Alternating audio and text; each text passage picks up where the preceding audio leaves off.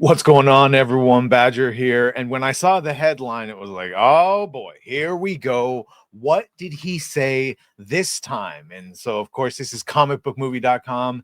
James Gunn is a lot more woke than he lets on. Superman's politics are once again coming under scrutiny. And you go, why? Who the hell is still talking about it? And that's when you find out it is Hasan Piker. Hasan, who, like, right now should be arrested by the CCP, but he's over there. I'm fairly sure he would absolutely shock crypto with his shot caller. And I would love to see the results of that play out. But talking to Variety, Piker shared his belief that the DC Studios co-CEO has a clear agenda when it came to how things played out in Superman. And I think we can all guess the part that he's going to say. And yeah, it goes back to the original accusations that Baravia and Jarnapur are supposed to be proxies for Israel, Palestine, Gaza, things like that. So he was talking to Variety for some reason, and he said James Gunn is a lot more woke than he lets on, and he lets on how woke he is all the time. Now, that is true, and I think you could look no further than Earth X and what he was saying in Peacemaker, but he is talking about Superman, and he says, come on, man, you made the Baravian leader look like David Ben-Gurion. He just straight up looks like one-to-one, like the first prime minister of Israel. We don't even care what you say about this. We know exactly what we're looking at. And yes, people have ignored. To James's part, he has denied it multiple times, saying that he wrote the Baravia, Jarnapur, which were countries that existed in DC Comics for quite some time, but so is the conflict. So there you go. He said that all of the politics in DCU between those two countries was written before the October 7th reigniting of extreme hostilities. But as people point out, this is damn near a tale as old as time. So it's certainly in the zeitgeist. He also says that Lex Luthor is cutting a direct contract with Baravia to extract natural resources and then also have a testing ground for their weapons. Piker says, I mean, that's literally what we do. Gaza is a weapons laboratory. That's how imperialism works. Again, these are his views. He also talked about David Corenswet. David Corenswet, who, if you didn't know, there was and still is, I guess, a letter basically of actors pledging not to work with Israeli film institutions complicit in what they claim are war crimes. We've had almost 4,000 people sign it, and David Corenswet was listed among them.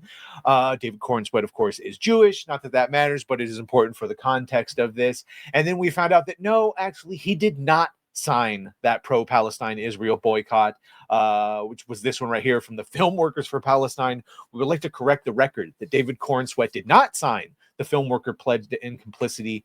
We have a stringent verification process, but this one slipped through the cracks. We apologize for the confusion. So getting back to what Hasan said about David, is that from what I understand, he's Jewish and he's very cool. He's not like pro-Israel or anything like that either, as far as I've seen.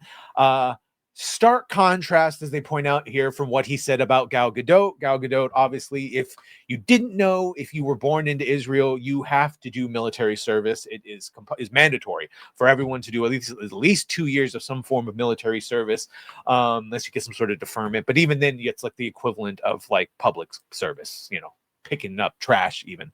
When talking about Gal Gadot, he said, I think she should be banned from the Oscars for being a dog shit actress. I think she has no business being there for the crime of what she has done to not only the DC franchise, but really any movie she's been a part of. All jokes aside, Gal Gadot serves an important role in normalizing Israel as not a fascist ethno-state, but instead a place where a lot of beautiful women come from. And those beautiful women happen to serve in the IDF because there's also this weird sexualization of the forces as well that takes place. Everyone likes hot female soldiers. Sorry, that's just a thing. And it plays another role in normalizing Israel and its activities and actions and whitewashing it. So that all comes from Hasan Piker. And the last thing he said here to Variety was, I've always been a Marvel fan growing up, but I cannot stand the Marvel cinematic universe. So there you go. For some reason, Hasan just decided to start talking about Superman and how he clearly thinks that Baravia and Jarnapur are political allegories. And I think it is just a classical political allegory. You could also read into Russia, Ukraine, Russia, Afghanistan. You could do a Vietnam type of thing here. It really is a tale as old as time, and that is more or less. It was just to set up, should metahumans be interfering with the politics? And that is essentially, if Superman was about anything, it was showing you when metahumans became the dominant powers in that world. If the main powers, I think James said, was corporations, superheroes, and governments, superheroes took the top of that pyramid in Superman Returns, thus necessitating what James says is connected in Peacemaker 2, where if you took nothing else away, the Salvation metahuman planet. That at this point, in their 300 years of existence after Superman, metahumans have become so powerful and so in charge that now governments are under their purview, for lack of a better term. So, yeah. There you go. Is James Gunn more woke than he lets on? Probably, but also I do agree he shows it in his work. But do I think that Baravia and Jarnapur were direct Israeli and Palestinian proxies? No, I don't. But definitely, depending on your age and how much you pay attention to the news, you could definitely read into it. So you let me know what you think about this. Fuck Hasan. I know. Who cares? Dog abuser. All the things. Horrible. What are you gonna do? Anyway, let me know what you think. Make sure to like, share, and sub. If you have done that, thank you. If you're gonna do that, thank you. And well, bye.